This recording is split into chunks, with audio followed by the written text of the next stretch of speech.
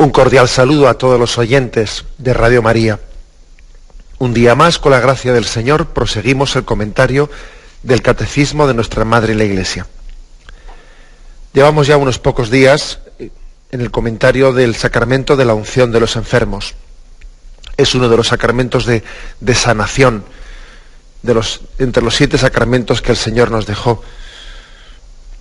Este sacramento de sanación lo explica el Catecismo pues a partir del punto 1499, y nosotros estamos ya en el punto 1506, en el que se abre un apartado que tiene como título Sanad a los enfermos. Jesús pidió a los apóstoles que sanasen, que fuesen instrumento de sanación, que prolongasen la acción sanadora que Jesús había tenido entre nosotros. Dice así este punto: Cristo invita a sus discípulos a seguirle, tomando a su vez su cruz. Siguiéndole, adquieren una nueva visión sobre la enfermedad y sobre los enfermos. Jesús los asocia a su vida pobre y humilde. Los hace participar de su ministerio de compasión y de curación. Dice aquí un texto que transcribe este punto del Catecismo de Marcos 6, versículos 12 y 13. Y yéndose de allí, predicaron que se convirtieran, expulsaban a muchos demonios y ungían con aceite a muchos enfermos y los curaban. Fijaros en este detalle, ¿eh?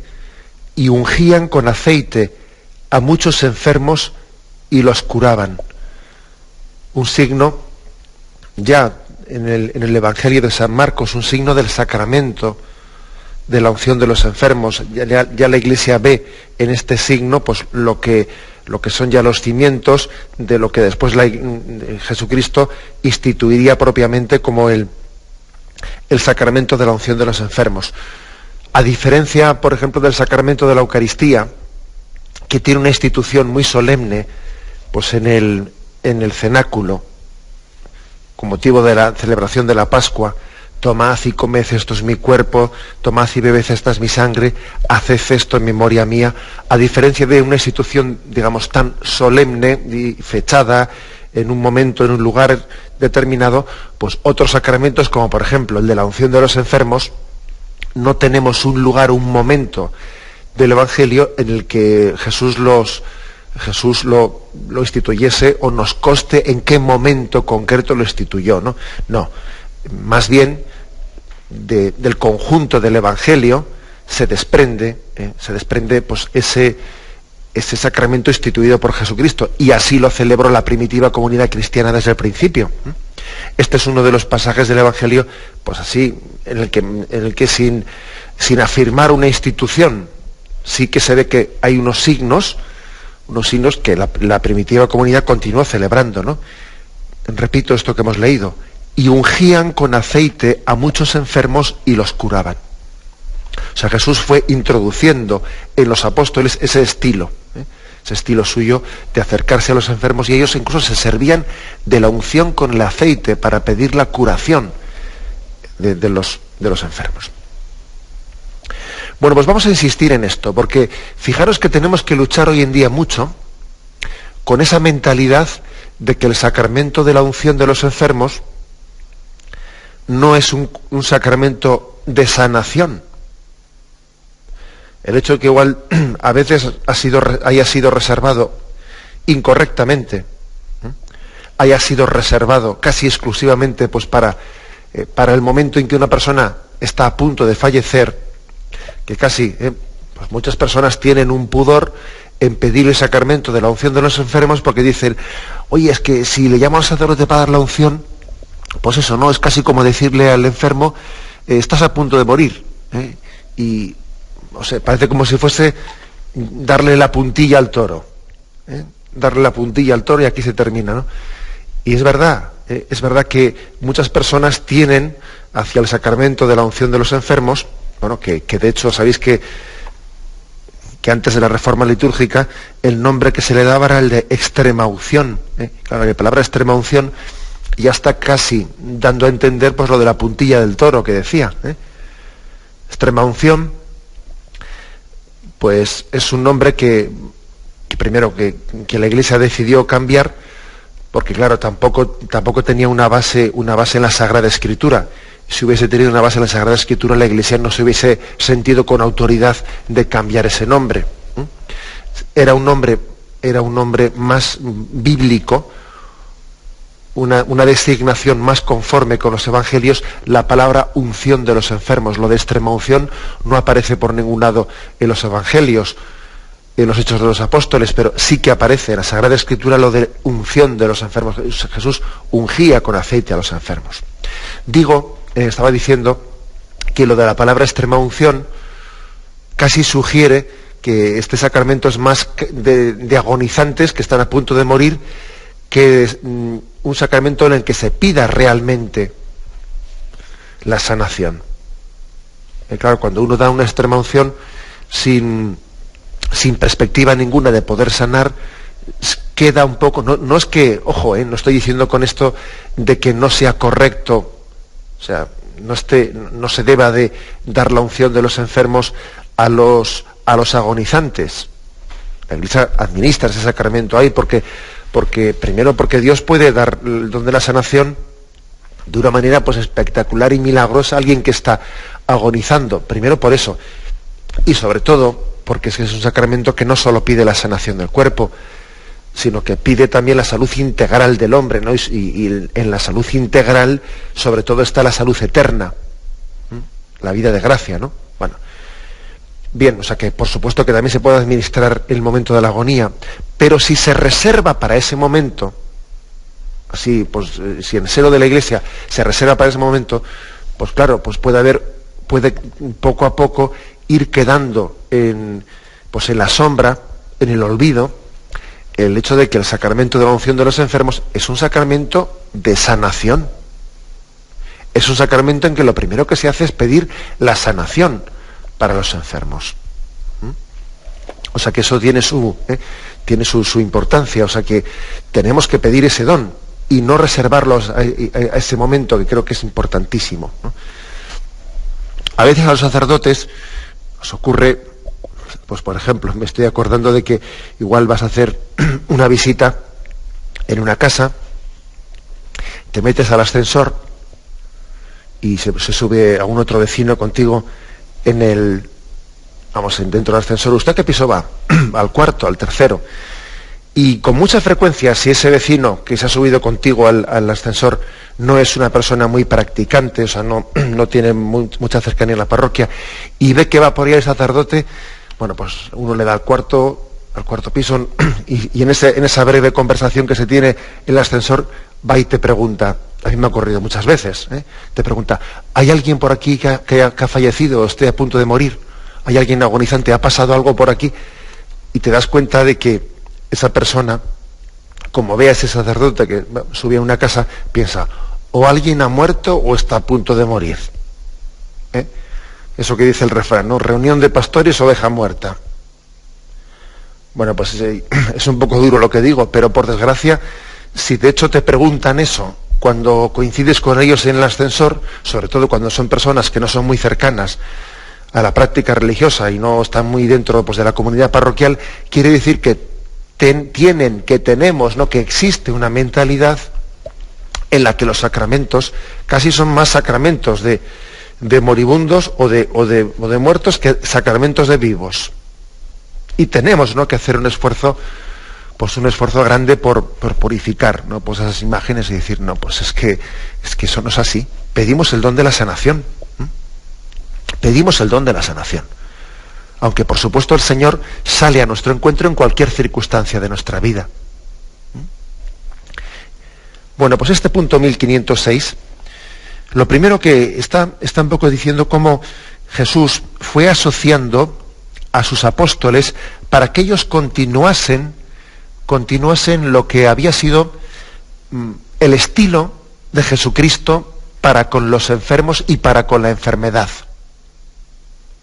En aquellos 3 años de seminario que Jesús había tenido con sus apóstoles, ¿no? 3 años en los que, en una convivencia muy estrecha, en los 3 años de vida pública, les había ido inculcando, ¿no?, pues el estilo de cómo valorar la enfermedad y cómo afrontarse frente a ella. Bueno, pues ahora poco a poco va llegando el momento como de pasar el relevo a sus apóstoles. Y lo primero que él les aconseja, les pide, es que tomen la cruz. No se trata, fijaros bien, de que la petición de sanación que se dirige a Jesús sea una petición que sea: yo no quiero coger mi cruz, entonces como no quiero cogerla, cúrame, Señor. No sirve tal cosa. Lo primero que hay que hacer antes de pedir esa sanación a Jesús, que es legítima la petición de sanación, Señor, sáname, es legítima, ¿no? Pero lo primero que hay que hacer para pedir eso es: primero abraza tu cruz, primero abrázala. Y luego, pues pide la sanación. Pero primero abrázala. No es correcto que esa petición de sanación sea como el recurso como yo no quiero llevar esta cruz, como no estoy dispuesto a aceptarla, pues entonces le pido la sanación. No. Esa no es una forma correcta de pedir la sanación. Primero abraza tu cruz. Primero abrázala, con todo lo que haya en ella de medicinal para ti. Y luego pide el don de la sanación, ¿no?, si ves que el Espíritu te ilumina a ello. Por eso lo primero a lo que invita Jesús a sus discípulos es a seguirle tomando su cruz. Mateo 10:38. El que no toma su cruz y me sigue detrás no es digno de mí. La cruz si no se abraza, pues no, es casi destructiva. La cruz abrazada es redentora y sanadora. La cruz, cuando uno está huyendo de ella, acaba siendo destructiva. En el fondo, por lo tanto, la clave está en el abrazo de amor que se dé a la cruz. En aquella famosa película de la Pasión de Cristo, de Mel Gibson, hay un momento, el director de la película ha reflejado un momento hermoso, el momento en el que, cuando va a comenzar el Vía Crucis, Jesucristo abraza la cruz. Cuando los soldados le muestran la cruz que él tiene que llevar, él la abraza y la besa. Abraza y besa esa cruz. Uno de los ladrones, aquel que llamamos popularmente el mal ladrón, ¿no?, viendo ese gesto, le dice: tú besas la cruz, necio. Y le llama necio por el hecho de haberle visto besar. ¿Por qué le llama necio aquel mal ladrón? Pues bueno, pues porque lo que para él era un signo de destrucción que le iba a destruir, él no podía entender cómo esa cruz podía ser amada, podía ser abrazada, como si fuese casi la esposa a la cual Jesús se está abrazando. Bien, por lo tanto, primera indicación: Jesús invita a sus discípulos a seguirle tomando a su vez su cruz. Solamente así se puede afrontar el misterio de la enfermedad. Solamente así se puede luego pedir la sanación. Primero abraza la cruz. La oración de petición nunca puede ser un escape para no buscar la voluntad de Dios, para huir de ella. En todo caso, la oración de petición es un pedir la voluntad de Dios, pedir la sanación como voluntad de Dios. Pero no como decir: yo no quiero hacer tu voluntad, quiero que me cures. Esa oración, como os podéis imaginar, eso no es una oración.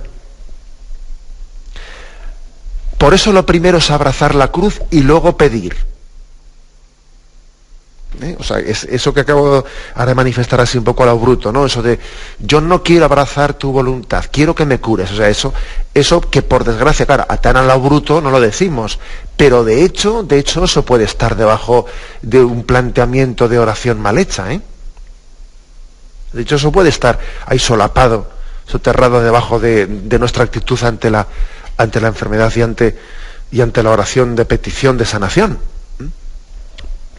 Por lo tanto, primero les invita a abrazar la cruz y luego ciertamente les pide también que tengan la misma actitud, una nueva visión sobre la enfermedad y los enfermos. Eso también les pide Jesús a sus apóstoles, que desde esa cristificación que han tenido, desde ese familiarizarse con el estilo de Jesús en esos 3 años de vida apostólica, de convivencia con Jesús, que tengan una nueva visión hacia los enfermos y hacia la enfermedad. Ahora vamos a explicarlo. Tenemos un momento de reflexión. Pues bien, estamos explicando el punto 1506, un punto del catecismo dentro del apartado del sacramento de la unción de los enfermos.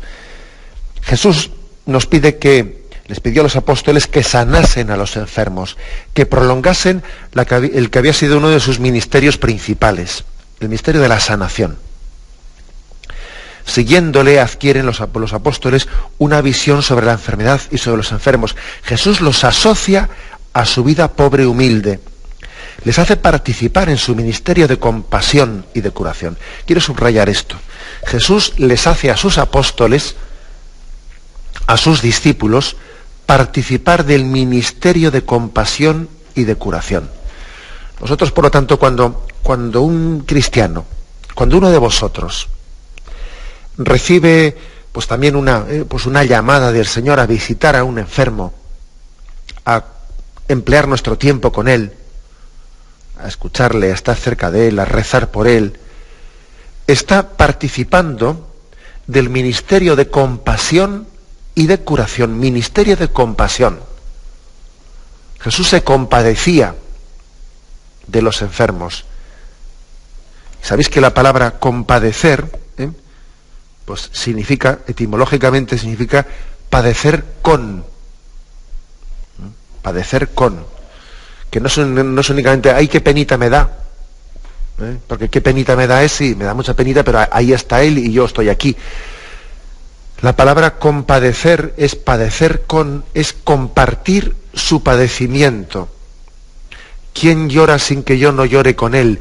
¿Quién ríe sin que yo no ría con él?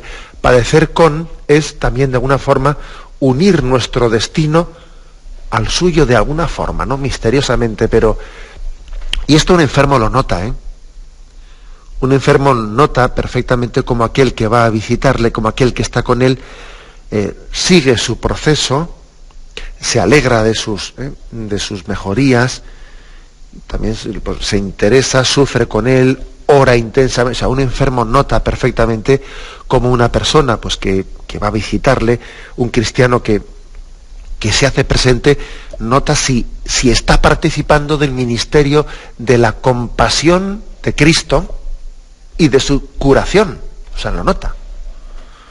Lo nota que, pues, porque hay formas muy distintas de acompañamiento a un enfermo, y en el fondo es un carisma especial, un carisma por el que Dios le permite a esa persona transmitirle al enfermo, transmitirle una presencia consoladora, una presencia de consolación, porque fijaros, lo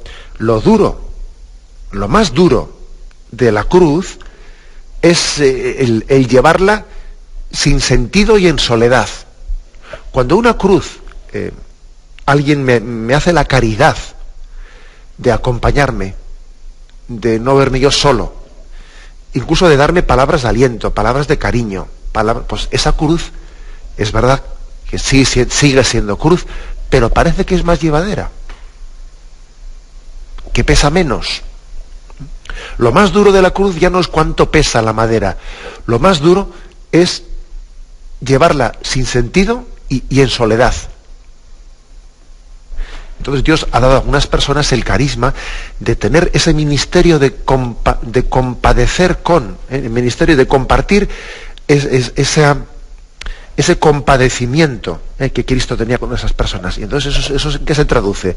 Se traduce primero en compañía, en saber estar junto a los enfermos, Ojo, tampoco con una presencia agobiante, porque también hay que saber compadecer, también uno tiene que saber ausentarse, y dejando al enfermo en su intimidad, que no es bueno que interpretemos esto de una manera en que uno pues, parece que se introduce en la casa de un enfermo pues de una manera indiscreta. No, o sea, él tiene también que saber medir presencias y también con mucha libertad saberse retirar, tomando un poco el pulso de esas presencias y de esas ausencias, ¿no?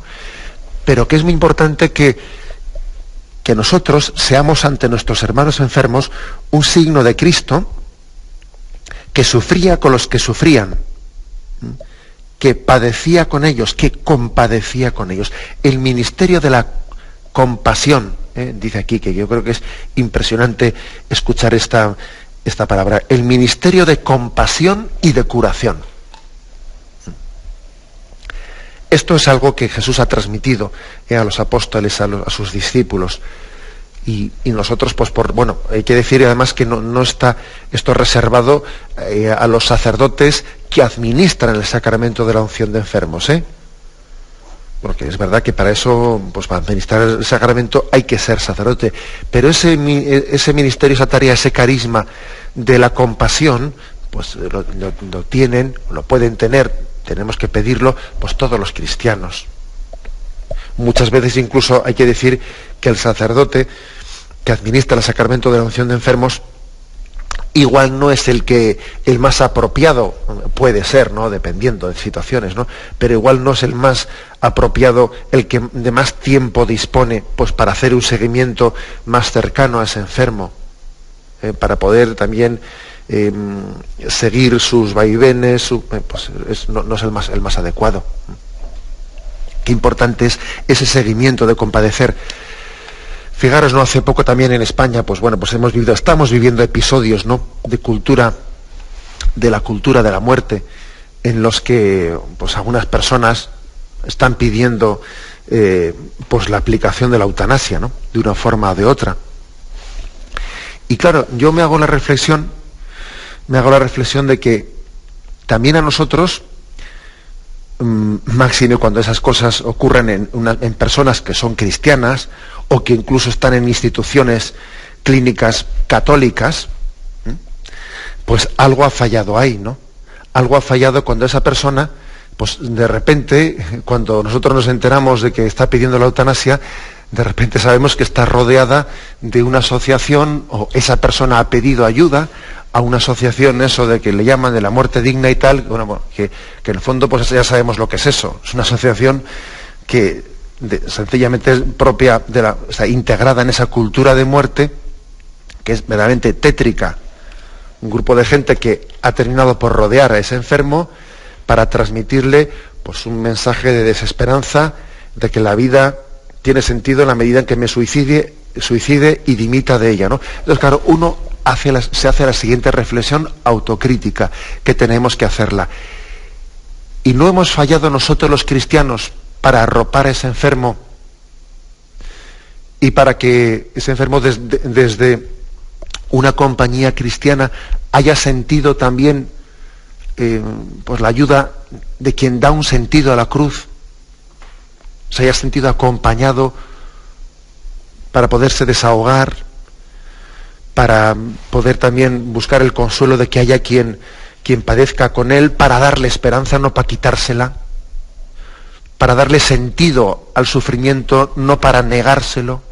O sea, ojo, que también puede ocurrir, pues con toda seguridad, ¿no? Que también tenemos que hacer una autocrítica, que allí donde hay petición de eutanasia y allí donde los enfermos están escribiendo a una asociación de la muerte digna, para que es llamarles allí para que les expliquen qué formas hay de suicidio y qué asistencia jurídica tengo yo para poder quitarme la vida. Hombre, eso tan tétrico y tan patético, ¿no?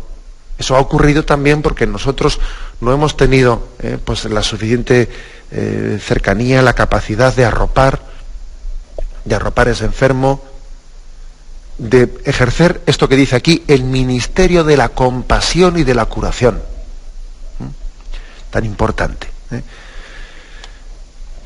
Pues bien, tengamos un momento de reflexión y continuamos enseguida. Y este ministerio de compasión y de curación el Señor se lo transmitió a los apóstoles, y especialmente en el punto 1507, en el siguiente punto, pues se nos transmite cómo el Señor resucitado renueva este envío. De hecho, Marcos 16, allí se concluye el Evangelio de San Marcos, en ese capítulo, y fijaros, Jesús resucitado antes de ascender a los cielos, ¿qué es lo que les dice a los apóstoles? Ojo, que se despide pidiendo: sanad, seguid curando. Dice así: y les dijo: id por todo el mundo y proclamad la buena nueva a toda la creación. El que crea y sea bautizado se salvará, el que no crea se condenará. Estas son las señales que acompañarán a los que crean. En mi nombre expulsarán demonios, hablarán en lenguas nuevas, agarrarán serpientes en sus manos, y aunque beban veneno no les hará daño. Impondrán las manos sobre los enfermos y se pondrán bien. Con esto el Señor Jesús, después de hablarles, fue elevado al cielo y se sentó a la derecha del Padre. Ellos salieron a predicar por todas partes, colaborando el Señor con ellos y confirmando la palabra con las señales que les acompañaban. O sea, Jesús les dijo: id, tened fe, predicad y tendréis el poder de hacer estas señales. Impondrán la mano sobre los enfermos y se pondrán bien. O sea, Jesús les pide en un momento tan solemne como el de su ascender a los cielos, que parece que es un momento en el que les está transmitiendo el meollo, ¿no? Pues la esencia, el testamento que ha ido durante 3 años predicando, pero ahora quiere despedirse diciéndole solemnemente lo fundamental: id y predicad el Evangelio, id y bautizad, el que crea y se bautice se salvará, y le acompañarán estos signos, os acompañarán estos signos, dice: imponed las manos sobre los enfermos y se pondrán bien. O sea que el sacramento de la unción de los enfermos es un sacramento bastante más importante de lo que nos parece, porque está entroncando con uno de los signos principales que Jesús pide a los apóstoles que hagan: imponed las manos en los enfermos para que queden sanos. Bueno, yo creo que muchos de los oyentes seguro que habéis tenido esa experiencia de que hemos pedido a la Iglesia la celebración del sacramento de la unción de los enfermos y hemos visto, hombre, uno nunca puede calibrar, ¿no? Calibrar, pues, aquí ha habido un milagro, no ha habido un milagro, hombre, calibrar si una sanación ha sido milagrosa, pues es muy complicado, ¿no? La prueba es que la Santa Sede, pues cuando va a aprobar el milagro para beatificar o canonizar a un santo, pues tiene un proceso muy complicado. Ahí no entramos, como os podéis imaginar, ¿no? Pero sin entrar ahí, pues hemos sido testigos de que el sacramento de la unción de los enfermos pues ha dado muchas mejorías a muchos enfermos. ¿Cuántos enfermos uno dice: yo pedí el sacramento de la unción en un momento durísimo en mi vida y bueno, y aquí estoy. Y el Señor me concedió salir de aquella, y aquí estoy.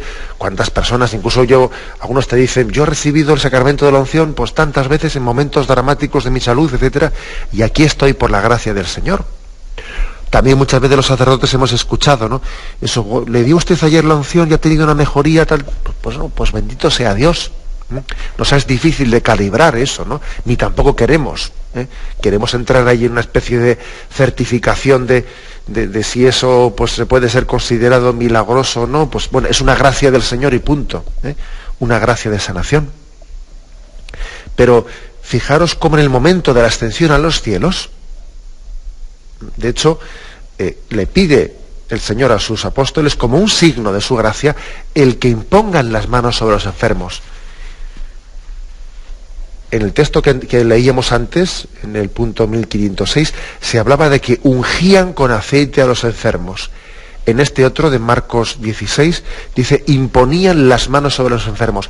Aquí tenéis ya los dos gestos principales con los que la Iglesia celebra el sacramento de la unción: el de imponer las manos y el de ungir con aceite.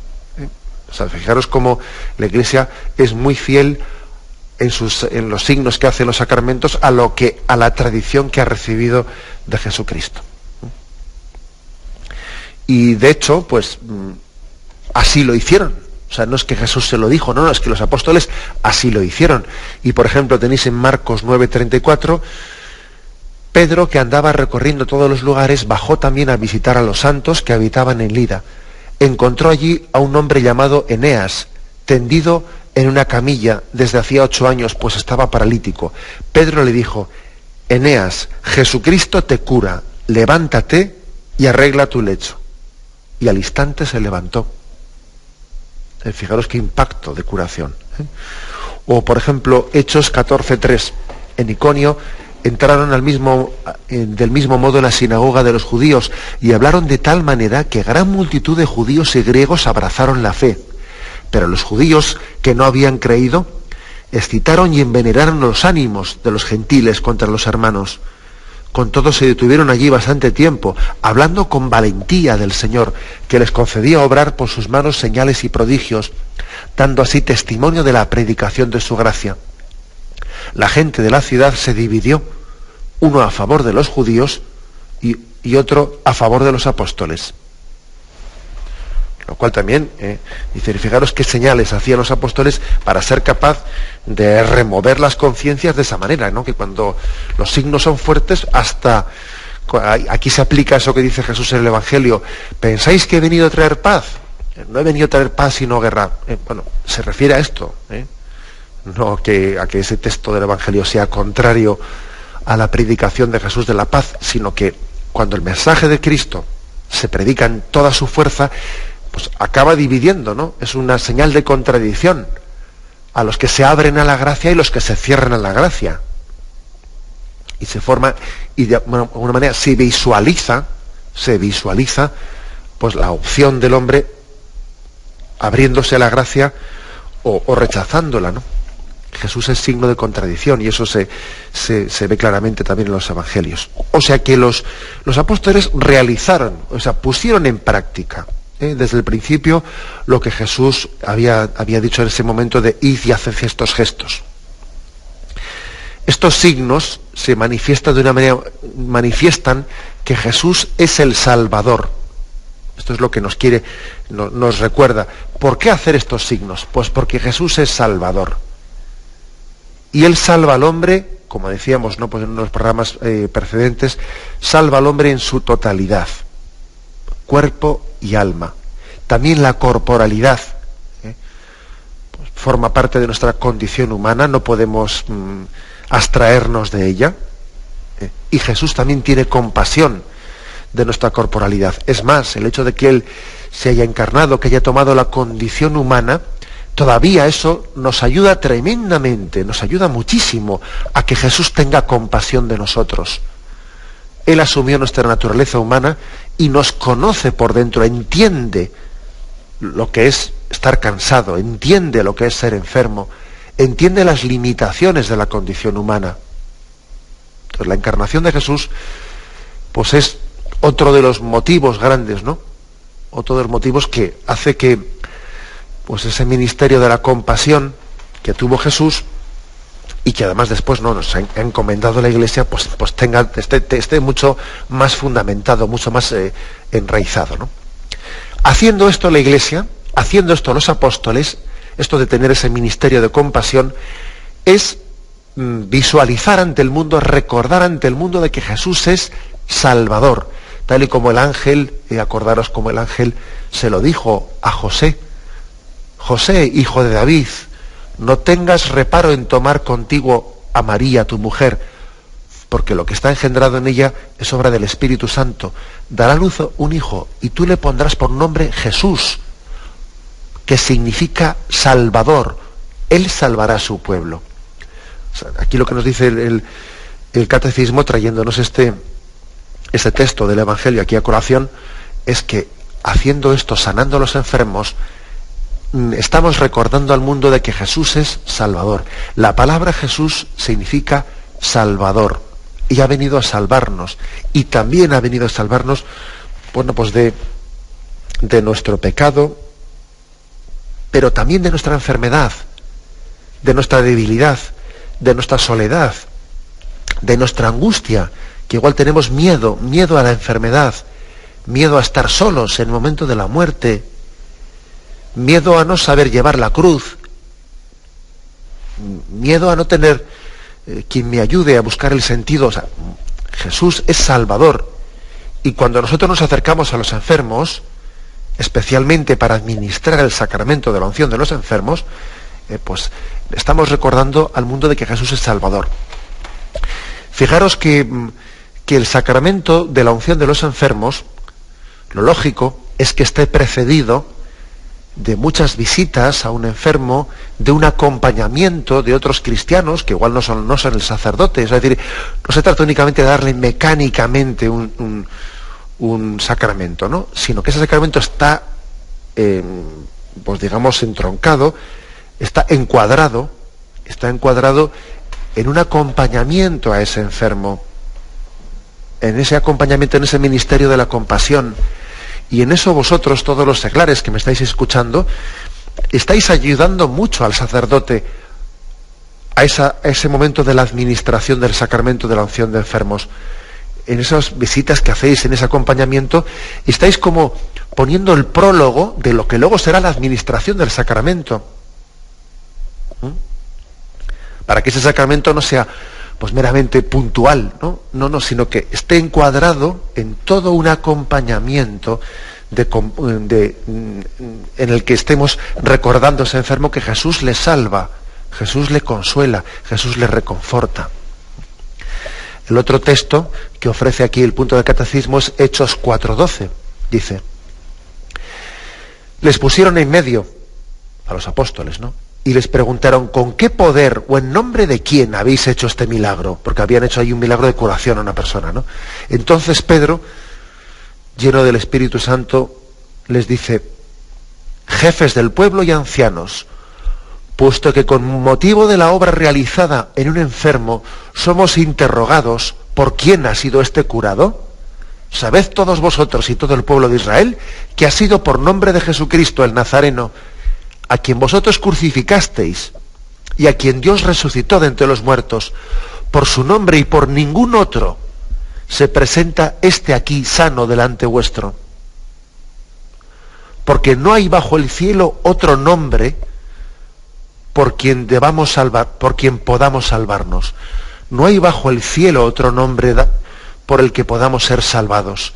Fijaros qué fuerza tiene esta expresión. Nos estáis interrogando en nombre de quién hemos curado a ese enfermo. Pues te lo voy a decir, en nombre de Jesucristo. Y no hay otro nombre en el que podamos salvar. Solamente Cristo salva. Solamente Cristo es Salvador.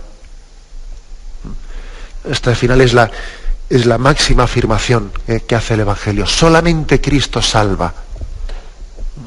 Yo soy instrumento suyo. Yo por mis propias fuerzas humanas, yo no podría hacer otra cosa, pero la Iglesia lleva en su seno, ¿no?, todo el poder de sanación de Jesucristo y lo ofrece a todos los fieles, sabiendo que Cristo no se lo ha dado para que lo guarde en la caja fuerte, no, sino para que lo ofrezca, para que lo ponga a disposición, que se haga según tu fe. Decía Jesús, ¿no? También la Iglesia pues eso, ofrece ese poder de sanación de Cristo diciendo que se haga según tu fe. E impone las manos, e unge con el aceite, acompaña al enfermo en esa presencia que prolonga el ministerio de compasión y de curación de Jesucristo con los enfermos, ¿no? Le vamos a pedir mucho al Señor que nos dé esa vocación especial, a todos los cristianos, esa vocación, ese carisma especial de acompañamiento de los enfermos.